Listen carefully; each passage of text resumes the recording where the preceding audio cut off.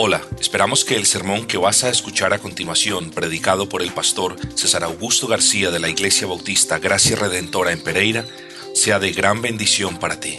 Le invitamos a ponerse en contacto con nosotros a través de nuestro sitio web www.ibgrpereira.com, esto es www.ibgrpereira.com.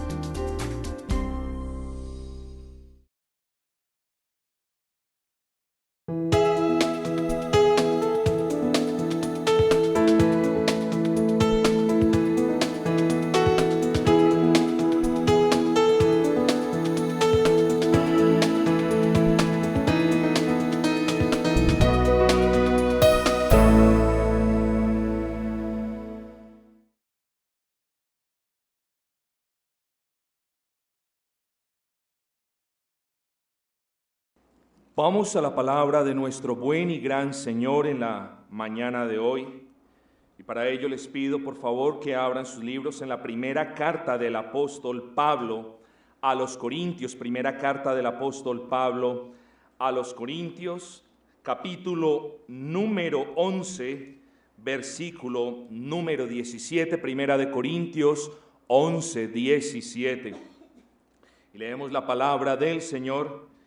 Palabras del apóstol Pablo, ustedes bien ya pueden deducir, pero al anunciaros esto que sigue, no os alabo porque no os congregáis para lo mejor, sino para lo peor.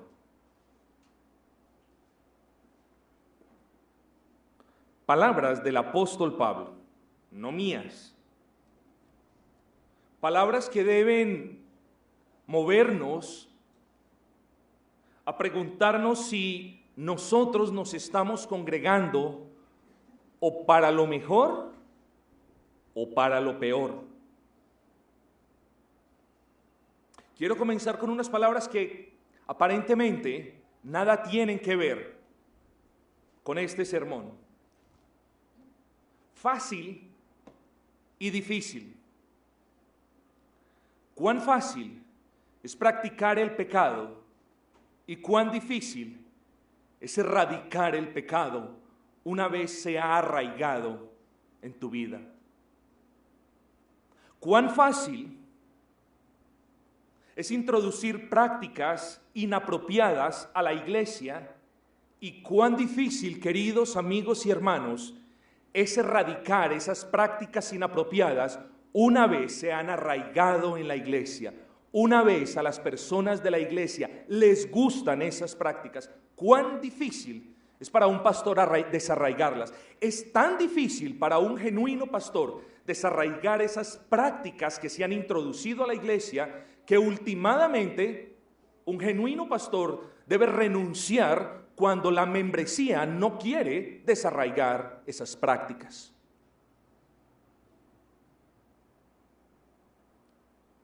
Yo quiero razonar con ustedes en esta mañana. Yo les pregunto si el saumerio, si el fuego que traía Nadab y Abiú olía muy maluco.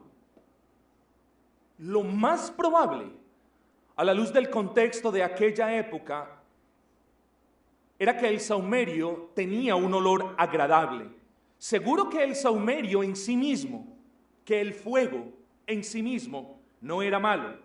Seguro que era muy agradable al olfato del hombre, pero era algo, queridos amigos y hermanos, que nosotros debemos entender.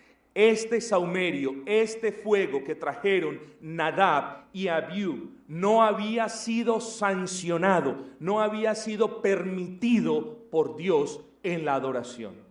Y eso es fácil de entender, todos lo debemos entender. Hablando de algo similar, ¿fue malo que Moisés golpeara la roca del pedernal de la que salió agua? Bueno, ¿cómo va a poder ser malo golpear una roca? No era malo golpear una roca. El punto era que Dios no le había ordenado a Moisés golpear tal roca.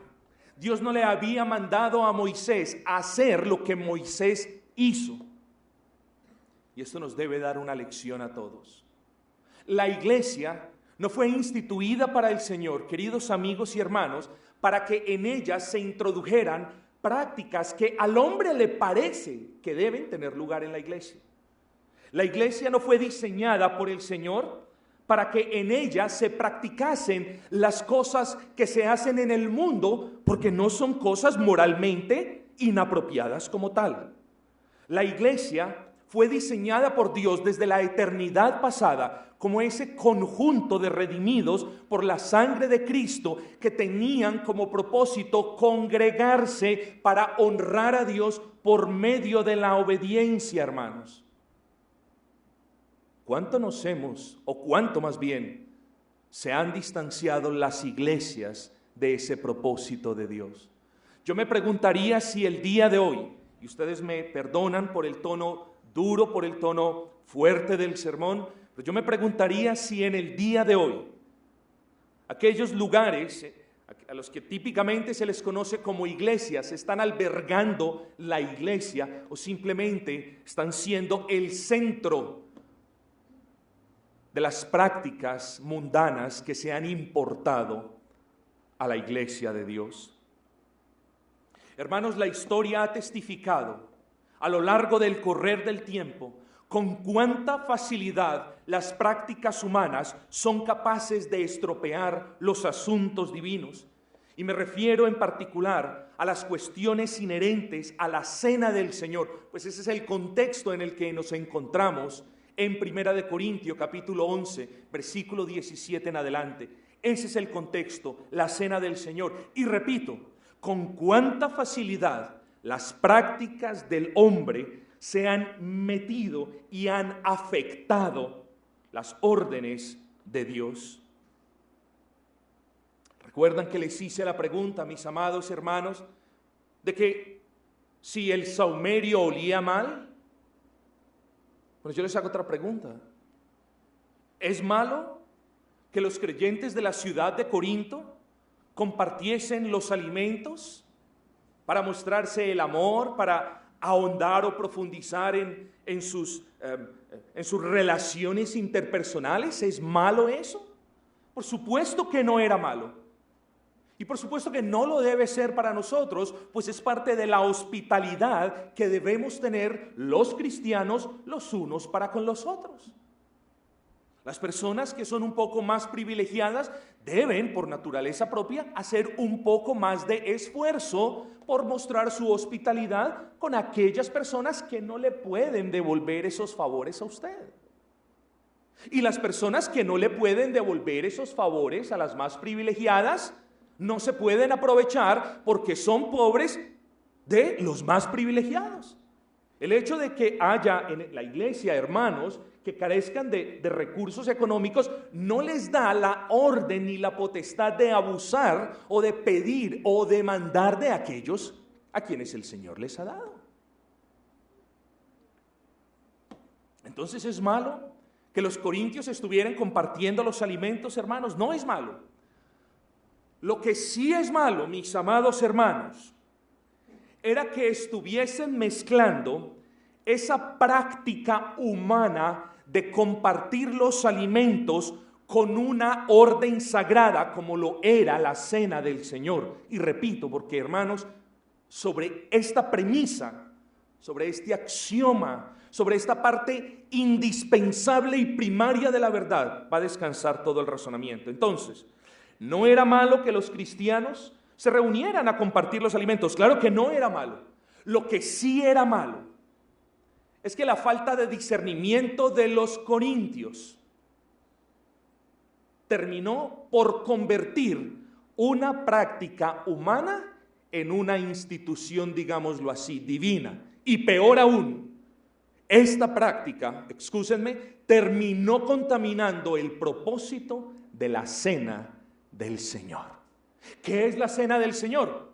Hombre, es ese recordatorio divino, es esa ordenanza divina en la que por medio de la ingesta de dos pequeños símbolos, a saber, el pan y el jugo de uvas o el vino, el creyente y nadie más que el creyente recuerda lo que hizo Cristo en la cruz del Calvario. Recuerda cómo el cuerpo de Cristo fue molido en la cruz del Calvario y cómo su sangre fue derramada por sus pecados. Esa es la sencillez de la cena del Señor. Pero los corintios, me excusan la palabra, la habían perrateado por completo. El relajo de los corintios había contaminado la adoración a Dios. Y eso no se nos debe olvidar, porque vivimos en una cultura, no que esto no pase sino en Colombia, pero vivimos en una cultura de relajo, en una cultura donde queremos que el relajo que vemos en la calle también lo podamos ver en la iglesia. No pasa nada si hay desorden en la iglesia. ¿Y qué va a pasar? No se está haciendo nada de malo. ¿Y qué de la música? No, pero si la música es suave, pero si la música está a un nivel moderado, no es malo, la música no es mala. ¿De cuánto mal le ha sido a la iglesia del Señor traer esos paradigmas y esas ideas del mundo e implementarlas en la iglesia de Cristo? Y el pasaje que hemos leído y que vamos a considerar en algunos de sus apartes son la prueba esencial de cómo una cosa legítima se puede convertir en algo totalmente ilegítimo cuando se trae, a las cosas en las que no tenemos injerencia alguna, en las que no tenemos potestad alguna para modificar, como lo es la adoración a Dios o de manera más particular como lo es la cena del Señor. Espero, queridos hermanos, que el sermón en esta mañana nos deje en claro que hay prácticas legítimas que pueden llegar a convertirse en una amenaza para la paz de la iglesia.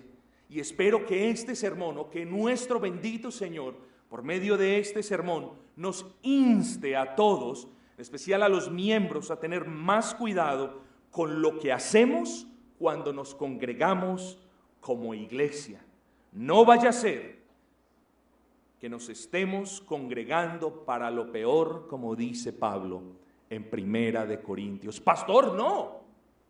Lo mismo quizás dijeron cuando recibieron la carta. No nos estamos congregando para lo peor. Estamos adorando al Señor, estamos leyendo la palabra, estamos trayendo adoración. Bueno, solamente que tenemos mucha comida antes de la cena del Señor, pues no tiene nada que ver. Oh, mucho cuidado. Algo legítimo se puede y por lo general contamina la práctica divina. Así que en el sermón de la mañana de hoy, mis amados amigos y hermanos, veremos 4 puntos en particular: la recriminación, la explicación, la recordación y la advertencia. Esos son los 4 puntos, los 4 encabezados sobre los cuales va a girar hoy nuestra meditación. La recriminación del apóstol Pablo, la explicación de esa recriminación, la recordación del orden divino y la advertencia al romper ese orden divino establecido por Dios. Así que consideremos el primer punto, la recriminación. Una palabra que no nos gusta. No me recrimine, dicen algunos. Es que la estamos usando, creo yo, sin saber qué significa recriminación. Recriminar es reprender a alguien por un comportamiento inapropiado.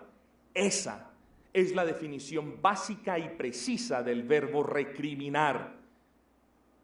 Reprender a alguien por un comportamiento inapropiado, inadecuado. Y he aquí, queridos hermanos, al gran apóstol Pablo recriminando la iglesia de la ciudad de Corinto, versículo 17. Pero al anunciaros esto, léanlo conmigo si pueden, al anunciaros esto que sigue, no os alabo, porque no os congregáis para lo mejor, sino para lo peor.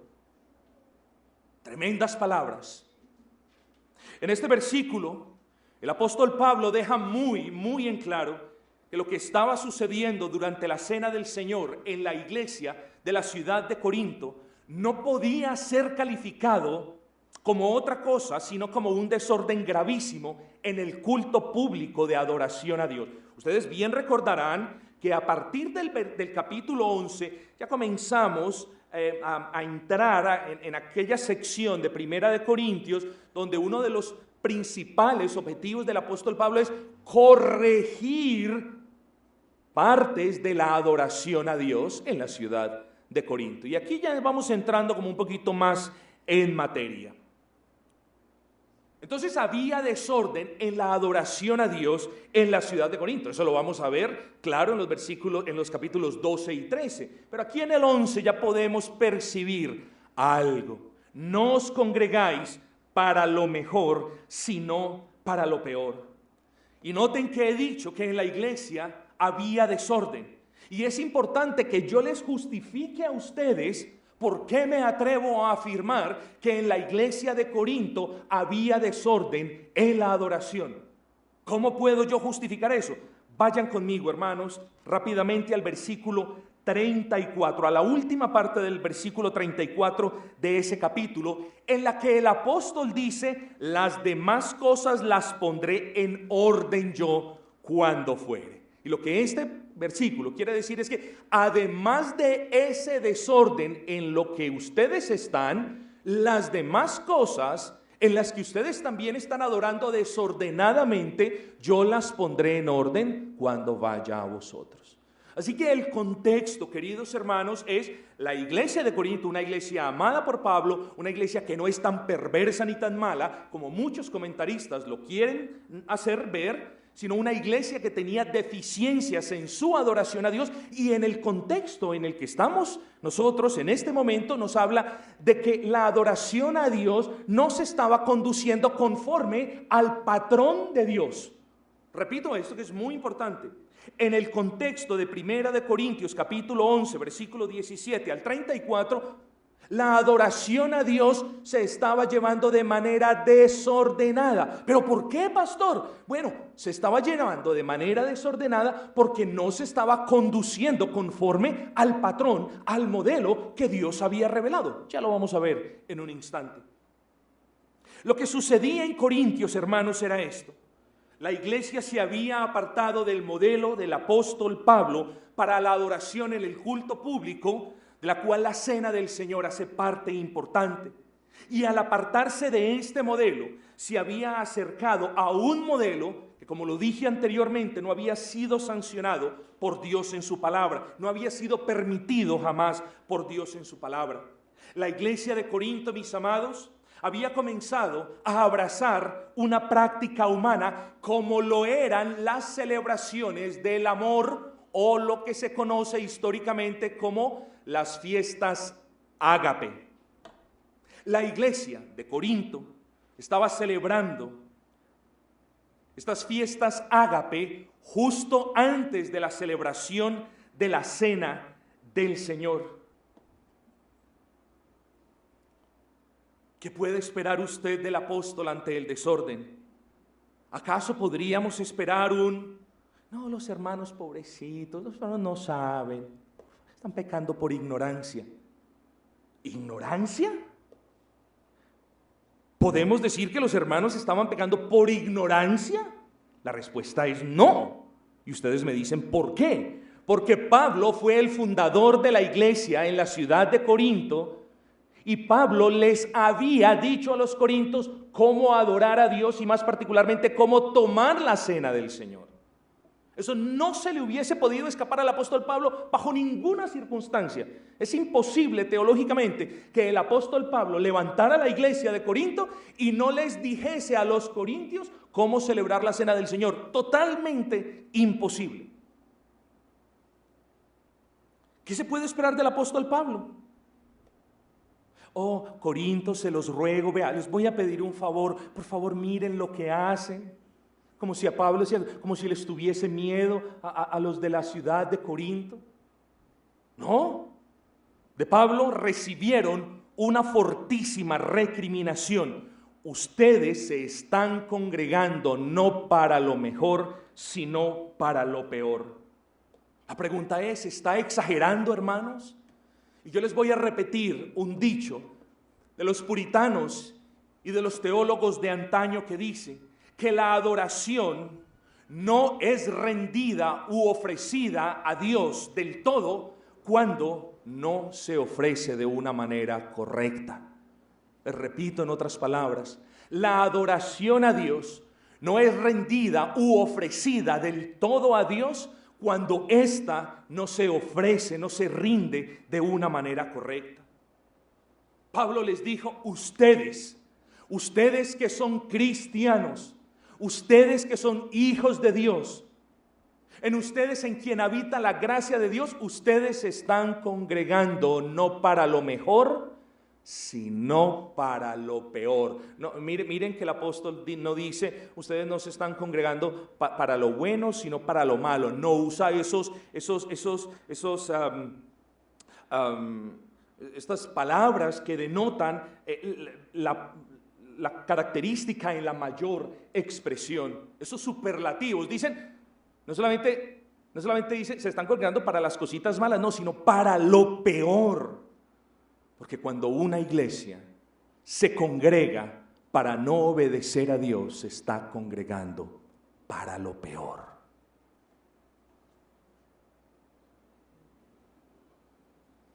¿Quién de ustedes, hermanos, desea congregarse para hacer lo malo? ¿Quién de ustedes desea congregarse para desobedecer? ¿Quién de ustedes desea congregarse para hacer lo peor?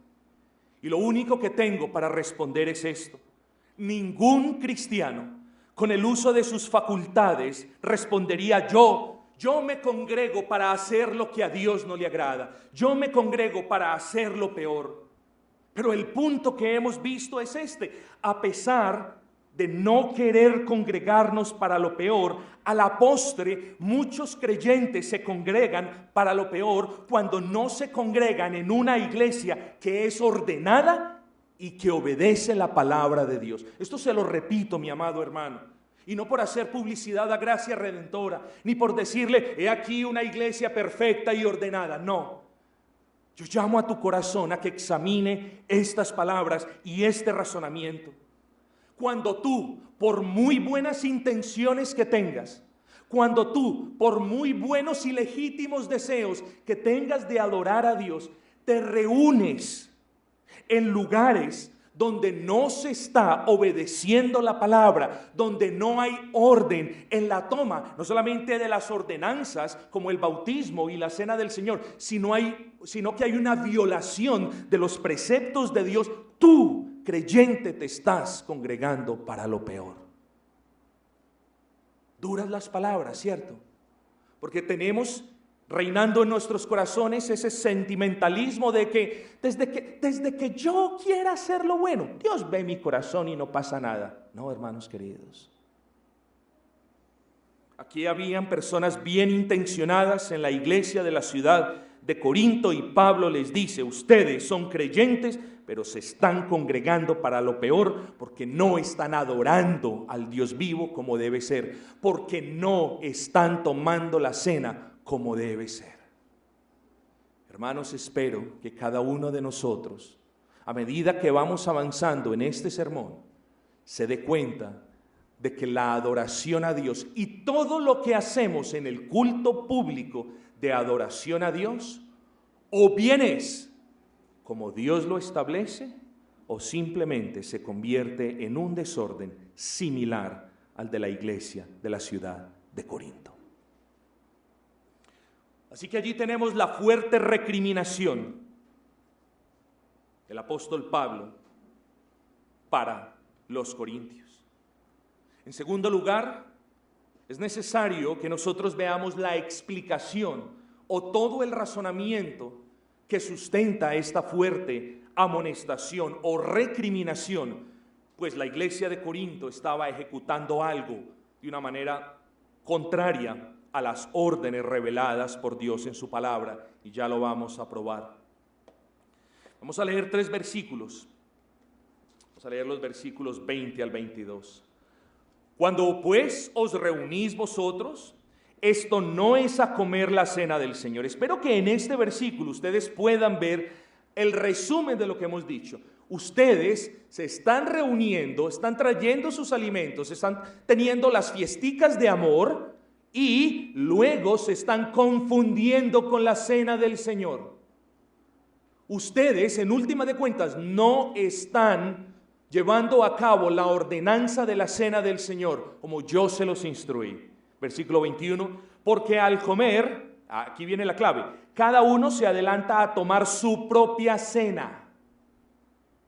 Y uno tiene hambre y otro se embriaga. ¿Ven cómo las fiestas de amor ya se habían adentrado, ya se habían hecho como parte de la cena del Señor? Y Pablo dice, no, ustedes no están tomando la cena del Señor. Y ahorita vamos a ver la hermosura del porqué, hermanos. Yo les cuento una historia. Soy hombre de pocas historias en el púlpito, pero les voy a contar una historia que algunos de ustedes, solamente algunos, se van a poder acordar de ella. Hace 5 años, cuando comenzamos la obra, me encontré con un grupo de hermanos, de los cuales hasta hoy perseveran, digámoslo así, 4 de 6, 4 de 7. Y una de estas personas que pertenecía a este grupo decía que, porque era, hasta donde yo sé, era amante de las iglesias en casa, decía, no, nosotros nos reuníamos los sábados, me lo dijo a mí, nosotros nos reuníamos los sábados y compartíamos doritos, tostacos, cositas, gaseosa, pollo, ¿cierto? El problema no era eso. El problema era que este hombre creía que esa era la cena del Señor, basada en 1 Corintios, capítulo 11. Y yo le decía, esa no es la cena del Señor. Y él no entendía muy bien, y creo que con mucho respeto, hasta el día de hoy todavía no comprende muy bien, pero les muestro esto a manera para que ustedes vean el error. En la ciudad de Corinto, la abundancia de alimentos que era presente en estas fiestas ágape o de amor precedía la cena del Señor y ya los límites se estaban perdiendo, de tal manera que algunos en la ciudad de Corinto creían que la cena del Señor ya era todo esto. Y Pablo les dice, no, ustedes no están tomando la cena del Señor. ¿Ven el punto? Pero si la estamos tomando, pero luego tomamos el pedacito de pan, pero luego no están tomando, dice el apóstol Pablo, la cena del Señor. ¿Por qué? Porque ustedes han mezclado lo profano con lo santo. ¿Es pecado tomar alimento? Repito, no lo es, pero sí es grave pecado traer esas prácticas humanas que no son legítimas bajo otras circunstancias a la iglesia del Señor. Eso sí es pecado, hermanos. Quiero hablar un poquito de estas fiestas de amor que se solían celebrar en aquel entonces y que también solían ser llamadas fiestas ágape. Estas fiestas eran algo común, o lo fueron los primeros, unos dicen 4, yo creo más o menos que 2 siglos y medio en la historia de la iglesia. Una de las cosas importantes es que estas fiestas de amor no son una sanción divina, es decir, no son una institución divina. El Señor nos manda a compartir nuestros alimentos de una manera hospitalaria con otras personas. Eso es parte de lo que nosotros somos como cristianos. Pero la institución de una cena donde todos trajésemos alimentos no fue instaurada o instituida por Dios, hermanos. Pastor, entonces ya no me puedo reunir con los hermanos a tomar alimentos. Claro que se puede reunir. Reúnase fuera del local de la iglesia. Y presten atención, porque parte del gravísimo error de los corintios fue que trajeron los alimentos y las fiesticas de amor las estaban teniendo en el día del Señor, en el lugar donde la iglesia se congregaba para tomar la cena del Señor. Ahí comenzó lo uno a mezclarse con lo otro. Y después de que esas cosas se comenzaron a mezclar, ya los corintios no tenían discernimiento y por eso el apóstol Pablo les dice, si vosotros continuáis en esa tónica, tomando la cena del Señor sin discernimiento, coméis juicio. Si vosotros continuáis en esa tónica, tomando la cena del Señor sin saber qué es y sin discernir. ¿Qué es discernir? Discernir es hacer la diferencia entre una cosa y la otra. Y sin discernir el cuerpo del Señor del pan que vosotros coméis, estás cometiendo pecado. Hermanos, A primera vista, estas fiestas de amor eran apropiadas e inocentes, pero más adelante se habrían de convertir en el elemento que estaba contaminando la adoración a Dios en la iglesia de Corinto, por lo que Pablo dice, versículo número 20, cuando pues os reunís vosotros, se reúnen no a comer la cena del Señor. Hermanos, ¿recuerdan lo que les dije ahora de la cena del Señor? La cena del Señor es una ordenanza, es una orden dada por nuestro Señor para que la iglesia recordara la vida, la muerte, la resurrección por medio, repito, de la ingesta de dos elementos sencillos, pero que a la vez eran elementos que representaban grandes verdades. Ese pequeño elemento del pan, aquí hacemos un pancito que sabe como dulce.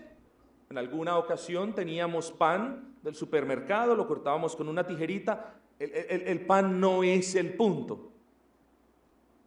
Por cierto, la persona que creía que reunirse con los hermanos a comer Doritos y a tomar gaseosa era la cena del Señor, también era la misma que me demandaba que los panecitos de la cena del Señor fuesen sin levadura, solamente para poner las cosas en contexto.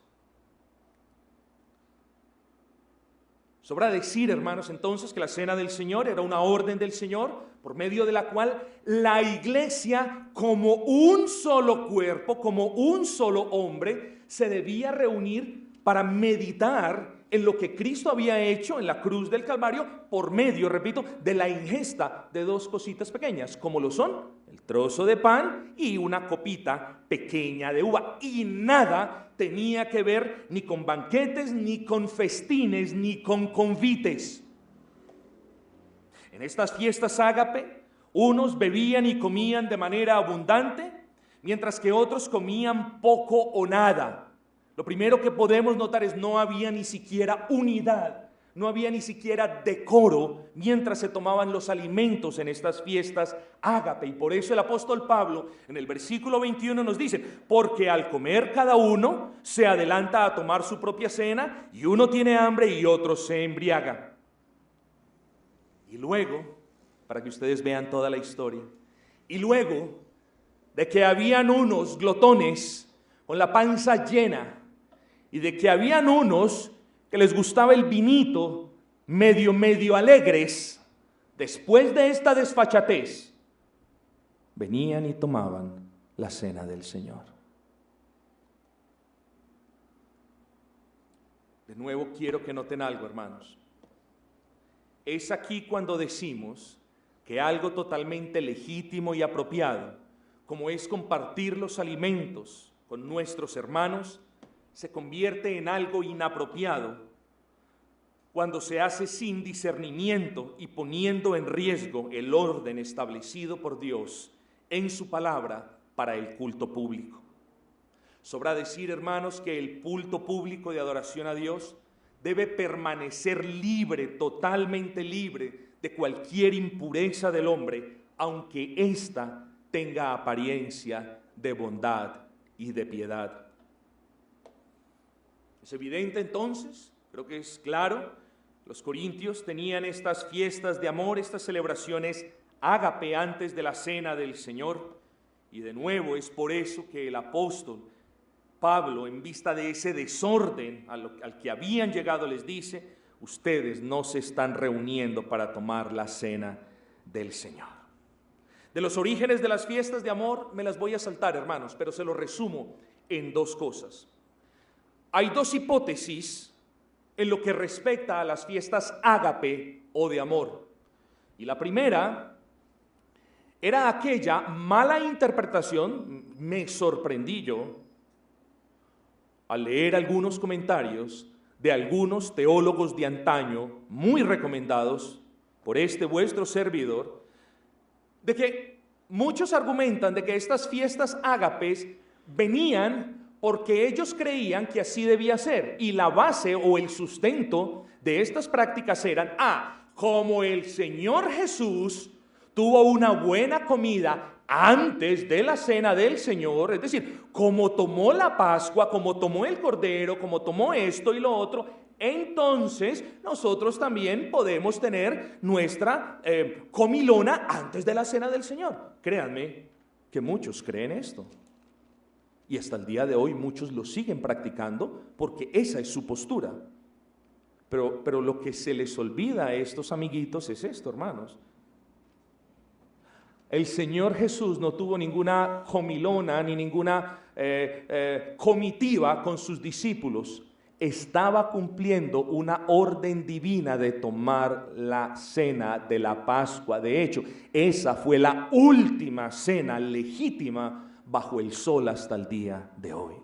Entonces, no podemos nosotros justificar la presencia de una práctica en la iglesia de comer y repartir los alimentos y pasarla muy bien, porque los discípulos y el Señor Jesucristo también se llenaron de alimentos antes de la cena del Señor. Esa es una de las hipótesis que hay. La segunda es un poquito más oscura. La segunda dice, o va alrededor de las siguientes líneas: las fiestas ágape son un esfuerzo por parte de los cristianos en Grecia para crear la versión cristiana de las fiestas a los ídolos. Es decir, en las fiestas a los ídolos, las personas pudientes traían animales y todo eso que eran sacrificados a los ídolos, y después, venga, nos fuimos de asado toda la tarde. Entonces los cristianos, ¿qué dijeron? Bueno, como ellos lo hacen de una manera inapropiada, nosotros vamos a hacerlo de una manera apropiada. Vamos a traer todos los alimentos, vamos a traer todas las cositas y nos sentamos a comer y a regocijarnos en el Señor, y después vamos a tomar la cena del Señor. Pragmatismo que no tiene arte, ni parte, ni cabida en la verdadera iglesia de Cristo. Entonces, hermanos, continuemos. ¿Cuál fue entonces, antes de proseguir, el error de la iglesia de la ciudad de Corinto? Bueno, uno de los errores al respecto del tema que estamos tratando es que en virtud de que los corintios tenían estas fiestas de amor o estas fiestas ágape en el lugar donde se estaban reuniendo para tomar la cena del Señor, eso se convirtió en un catalizador. ¿Qué es un catalizador? Bueno, un acelerante para que la cena del Señor terminase siendo sujeta a abusos y a excentricidades humanas. Así que, hermanos queridos, ¿por qué ustedes ven? Y aquí esto es muy importante, para unos quizás no tanto, para mí sí. Presten atención. ¿Por qué ustedes creen que llevo o que he pronunciado, quienes de ustedes están muy atentos, creo que todos o la inmensa mayoría, porque los he visto muy atentos, ¿por qué ustedes creen que he hecho énfasis en el lugar donde se congregaban? He hecho énfasis en el lugar donde se congregaban y he argumentado que el error de la iglesia de Corinto no era que algunos hermanos se reunieran a tomar alimentos o a compartir. Ese no fue el error. El error de la iglesia de Corinto fue que en el lugar donde se llevaba a cabo el culto público de adoración a Dios, se estaban realizando actividades humanas que no tenían o necesidad de que se llevaran a cabo así. Pastor, ¿dónde me lo prueba? Muéstremelo. Hermanos, eso lo podemos deducir del uso que hace el apóstol Pablo de las palabras vuestras casas. Versículo 22, leámoslo. Pues ¿qué? ¿No tenéis casas en que comáis y bebáis? ¿Ven el punto? Se estaban reuniendo en el local, cualesquiera que este fuese, se estaban reuniendo en el mismo local, y Pablo les dice, pues se están reuniendo a desordenarse.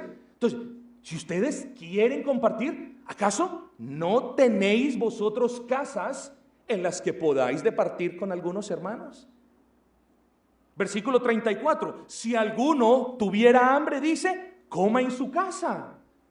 Era evidente que el error más grande de los corintios fue haber instituido una celebración humana en el lugar donde se hacía una adoración divina. Grave error de discernimiento en el pastor de la iglesia de Corinto, fuese quien fuese. De esta manera, hermanos, al celebrar las fiestas de amor, como lo dije hace un instante, en el día del Señor, Y al tomar la cena del Señor, en medio de esa o después de esas celebraciones ágapes, es posible observar que la línea divisoria entre lo mundano y lo santo, o lo profano y lo sagrado, se volvió tan tenue que muchos historiadores y comentaristas bíblicos dicen que la celebración de la Cena del Señor se había entremezclado por completo con fiestas y celebraciones que el Señor no había permitido en su palabra. Así que hemos visto la fuerte recriminación del apóstol y en segundo lugar hemos visto de manera amplia la explicación o el porqué de esa recriminación. Pero hermanos, hemos argumentado que todo es acerca de parámetros bíblicos. Pastor, usted es muy cuadrado. No. ¿Usted es que es así o no es así? Hermanos, el que me conoce sabe que no. Pero en los asuntos de la iglesia soy cuadrado, tan cuadrado como un ser humano pueda llegar a serlo. Porque no estamos hablando de que estoy aquí para complacer sus gustos. Estamos hablando de que nos reunimos para lo mejor, a saber, adorar a Dios como Él lo manda en su palabra, hermanos. Si no quieren ver a un pastor tan cuadrado, invíteme a su casa, de seguro le tomaré una invitación y nos tomaremos un cafecito y comeremos un sándwich y verá que no soy tan cuadrado. Pero en las cuestiones de la iglesia sí lo tengo que ser, y asimismo les exhorto a ustedes a que lo sean donde quiera que ustedes vayan el día de mañana. Porque no es cuestión de extremismos, hermanos, es cuestión de o agradamos a Dios por medio de la obediencia o nos agradamos a nosotros mismos por medio de la desobediencia. Hermanos, hablamos de modelos. ¿Cuál modelo? Hermano querido, venga conmigo, se lo suplico, al versículo número 1 del capítulo 11. Tengan paciencia, están todos atentos. Hermanos, dice: sed imitadores de mí, así como yo soy de Cristo. Y esta palabra imitador, ¿saben qué es? Se lo voy a poner de dos maneras. Esta palabra imitador proyecta la imagen de alguien que remeda exactamente a otra persona. Póngalo de esa manera. Sed imitador de mí. Pablo está diciendo: remedadme en todo lo que concierne a la doctrina que yo os he enseñado y a la práctica que ustedes vieron de mí cuando yo fundé la iglesia. Sed imitadores de mí. Y la otra, o el otro significado que proyecta, es el de un molde sobre el cual usted vierte una sustancia que luego se enfría y lo que usted obtiene es el mismo o la misma forma del molde. Y Pablo le dice a la iglesia de Corinto, y te dice a ti y me dice a mí: sed imitadores de mí. Es decir, imitemos todas las prácticas del apóstol Pablo. Y es como si Pablo le dijese a los corintios: miren, yo de cenas de amor, de fiestas de amor, no sé nada, porque eso no me lo reveló el Señor. Y esto es muy importante que ustedes lo vean. Volvemos a algo que puede ser útil para mostrar hospitalidad, algo que es totalmente permitido cuando se hace con discernimiento, algo que es bueno en sí cuando lo hacemos de una manera sabia y prudente, se convierte en una piedra de tropiezo. Y Pablo, entonces aquí hablamos de la recordación, la recriminación, la explicación, pero ¿ahora qué? Ahora Pablo les dice: Corintios, basta. Les voy a recordar cuál es el modelo, les voy a recordar cuál es la forma. Y es aquí, hermanos queridos, donde nosotros vemos cómo se debe conducir y cómo se debe administrar y tomar la cena del Señor, que la iglesia de los Corintios no había estado ejecutando conforme a ese modelo. Era necesario entonces que los corintios tomaran el patrón o el modelo apropiado para la adoración a Dios. Y yo les pregunto, mis amados hermanos, ¿este modelo sería el que ellos estaban practicando? Es evidente que no lo es. ¿Este modelo sería el que ellos consideraban correcto? Es evidente que la respuesta es no. Nosotros debemos hacer esa misma pregunta. ¿El modelo de Dios para la iglesia es el que nosotros creemos que es el correcto? No. ¿Es el que nosotros creemos que va a atraer a más personas? No. ¿Cuál es el modelo entonces? En este contexto en particular, hermanos, el modelo para las prácticas de la iglesia era, es y seguirá siendo la revelación de Dios en su bendita palabra.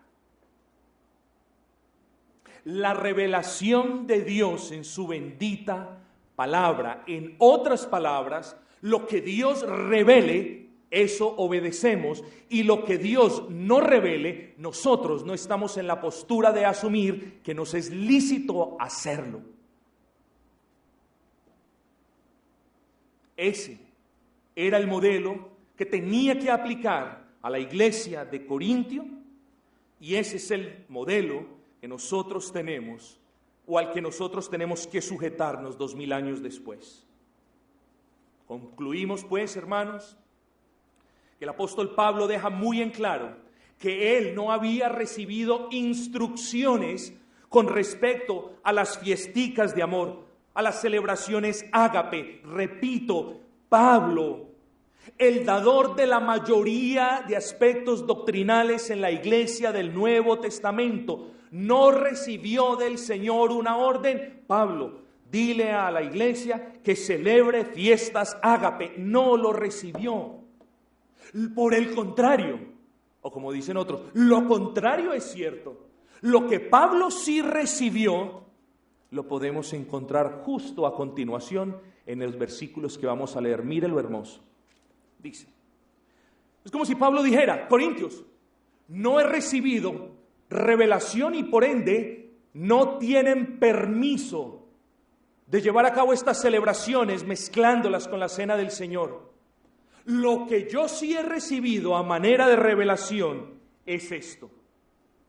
Y aquí empieza lo hermoso. Dice, porque yo recibí del Señor, versículo 23, lo que también os he enseñado. ¿Vieron el punto, hermanos? Pablo lo había enseñado, pero los corintios lo habían alterado. Que el Señor Jesús, la noche que fue entregado, tomó pan y habiendo dado gracias lo partió y dijo: tomad, comed, esto es mi cuerpo que por vosotros es partido, haced esto en memoria de mí. Asimismo, miren la sencillez, asimismo tomó también la copa después de haber cenado, diciendo: esta copa es el nuevo pacto en mi sangre, haced esto todas las veces que la bebiereis en memoria de mí. Hermanos, ese es el modelo. Y es evidente por lo que leemos a partir del versículo 17, que la iglesia de la ciudad de Corinto se había desviado por completo del modelo bíblico y había transformado, peor aún, la cena del Señor en un relajo sin precedente alguno. Hemos visto la recriminación, hemos visto la explicación del porqué de esa recriminación, hemos visto la recordación del modelo bíblico. Hermanos, lamento concluir con la advertencia, ya termino. Pablo, se me acabó el tiempo, hermanos, tengo que ser rápido. Pablo dice: tengan cuidado, porque ustedes están tomando algo divino y lo están tomando sin discernimiento. No han hecho la distinción entre algo que fue legítimo hasta cierto punto y este aspecto divino que se ha dañado por completo. Por eso el apóstol les dice: ustedes se están reuniendo, pero no están tomando la cena del Señor.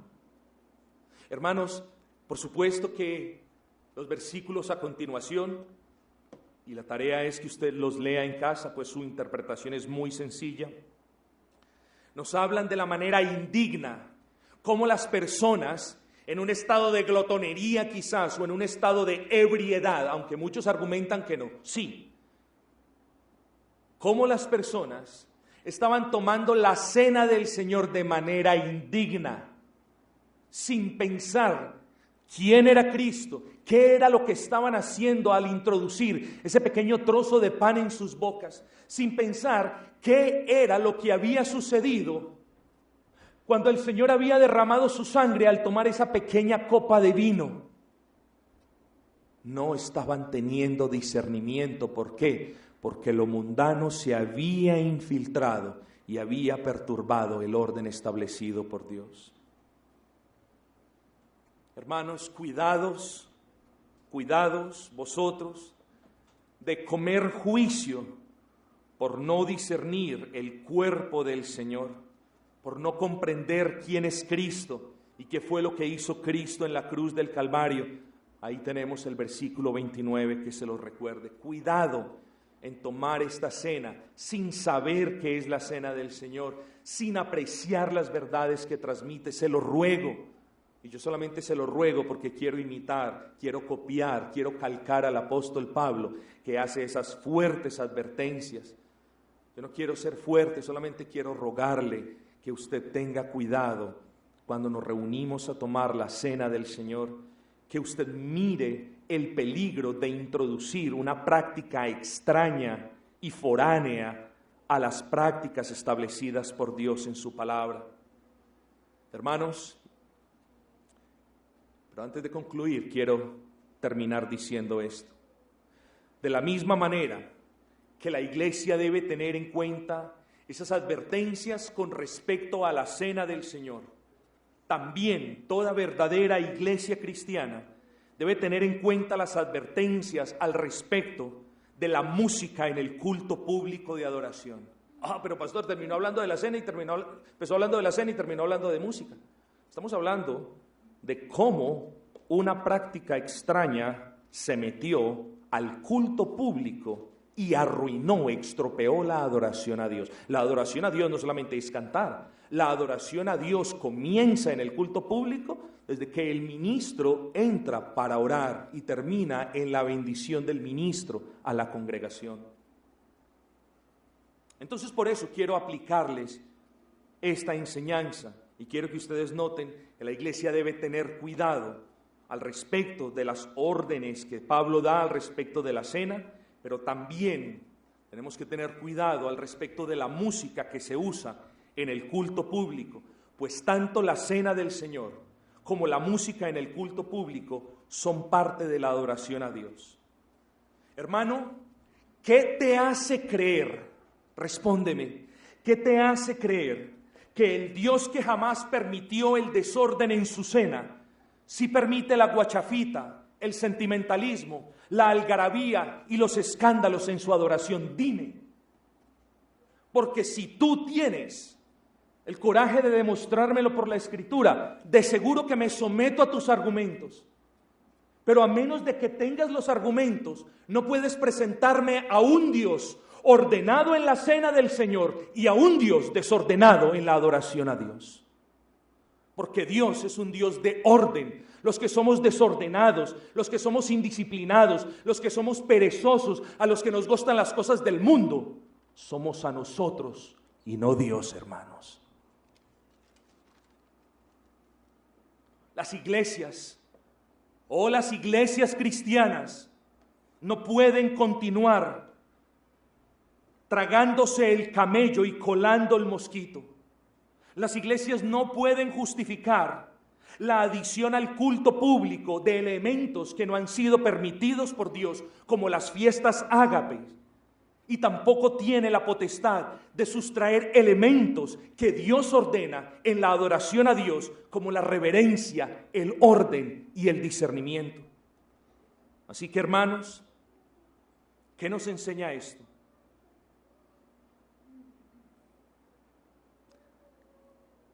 Démosle al mundo, o dejemos en el mundo las ideas del mundo, y nosotros como iglesia persistamos en las doctrinas y prácticas que son reveladas en la palabra del Señor.